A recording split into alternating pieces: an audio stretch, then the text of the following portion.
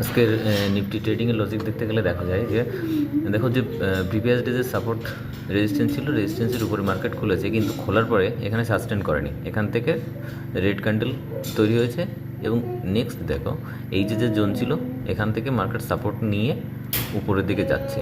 তো second candle তো ঠিক আছে, থার্ড ক্যান্ডেল এই যে রিজেকশান দিয়েছে এর মানে উপরের দিকে বুলিশ হতে পারে এটা।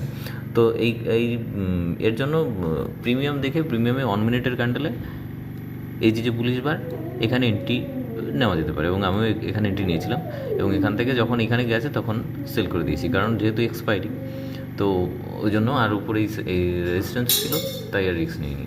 তো দেখো নেক্সট ক্যান্ডেলই ফল করেছে এত বড়, এবং ফল করার পরে সঙ্গে সঙ্গে কিন্তু এখানে যেটা করে সবাই যে রেড ক্যান্ডেলে এন্ট্রি নিয়ে নেয়, কিন্তু সেটা ঠিক নয়। এন্ট্রি নিতে হবে যখন সাস্টেন করবে প্রিমিয়াম। তো নেক্সট এন্ট্রি নিয়েছি পুটে,